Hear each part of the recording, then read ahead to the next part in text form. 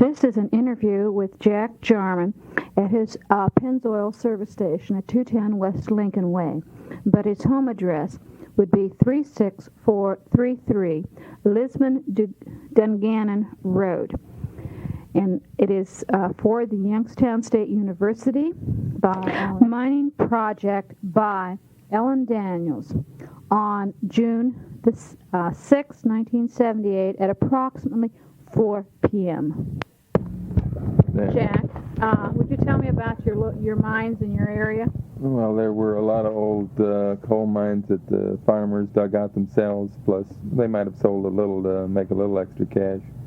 They just crawl spaces back in the hills, really, that they'd take out a little of the roof or a little of the clay underneath the coal to make enough room so they could just crawl in, and they'd work back in a ways, and then they'd start a new entrance, and so that when they got too far back in, that most of the coal was only from 18 inches to 24 inches thick around here, and which isn't very much to work in. When I worked in the strip mines, you'd see a lot of these where they'd crawled where we'd uncover it, and you'd see the strips going back into the hills yet, and water'd come out of it, and old rusty water usually, and it was they talk about black damp back in them. I suppose there was a lot of that in there, but I wouldn't want to crawl back in those little holes. You said you had some mines on your property? We have mine on our, was 3 of them that I know of that we uncovered when we stripped anyhow. And they were hauled, all of them, from one up to what the county home used to be on Freeman Road. It was before they built the present county home. But they mined all of that coal on our place. And I know it's taken out about 3-4 acres there of that, because there was a house across the valley from us where the miners lived that worked that particular mine. It was there for quite a few years. Do you know when it started or when it closed up? No. Back in the late 1800s, the early 1900s, it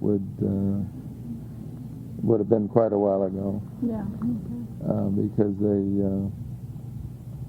I always thought it was interesting to see some of the old ties back in there. You'd know that somebody had been working back in there, because they'd have cars back in there, and once in a while you'd find an old pony rail, what they call them, that they run their cars on to haul the coal out on. Oh, okay. And you'd find those back in there once in a while, and it was just interesting to know that somebody actually did crawl back in those holes. And it's far from what I'd like to do, but then yeah. I know I was working in a mine one time in a strip mine, and the boss wanted me to crawl back in one to see how far it went back in. I told him I didn't lose anything back there. I wasn't going back and look for it. And he didn't say any more about it. He got another fellow that did go back in. I wouldn't. What type of coal do we have around here? Soft coal. Soft coal. You have number 6 vein or 8, and there's a little 7, but not too much. That's the veins as you go up and down the hill. The neighbor has 1 inch of number 8. When you dig a fence post, you find 1 inch of coal down there. Just as nice and black as can be, but it's, of course, not feasible to do anything with. No. It's not enough there to mount anything. You haven't found any air shafts or anything on your No, property? I've never run across an air shaft where they'd have to be back in far enough to. When we were stripping, we have run into a well hole where somebody has had a house above it at one time and dug a well, but that's about all. I've never run across any what we knew were air shafts.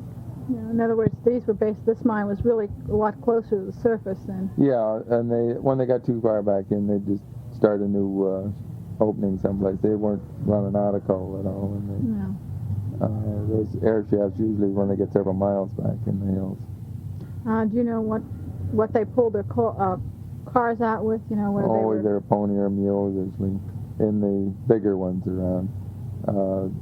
The local ones here, most of them they just pushed out themselves because they weren't high enough to get even a little mule in or a little pony. Didn't know that. They'd only be maybe 36, 38 inches from top to bottom because they'd only have 20 to 24 inches of coal, and then the extra they'd have to take out is all wasted work really because they'd just take as little bit out as possible.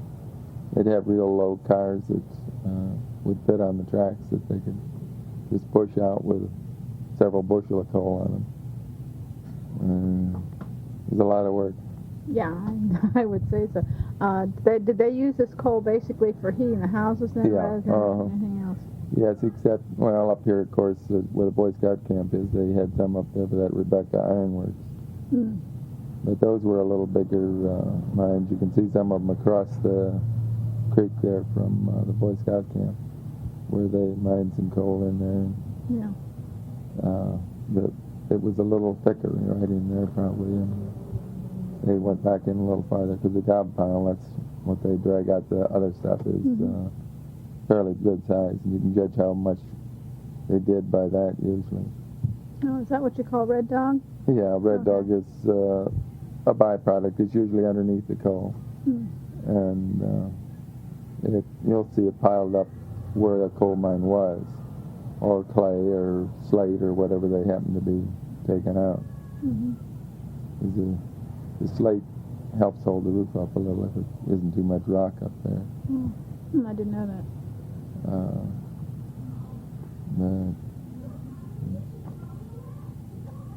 I don't know too much more about it. I work in the strip mines, as I said, though, a lot, but Yeah. it's different. You can see it any place today. Right. But the old miners, I've got I don't know if I still have it or not. I had some old tools that they used in the mines, little small picks and hand augers that they drill back in when they wanted to shoot it with black powder to loosen it up a little so they could get it out.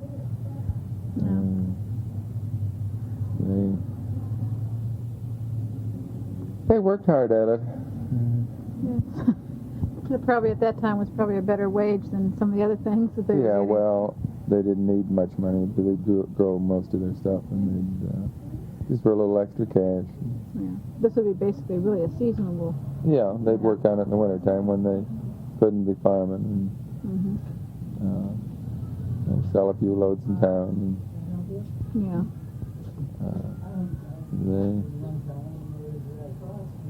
they just worked at it. All it in a horse and buggy usually. Yeah. Not buggy, but horse and wagon. Yeah.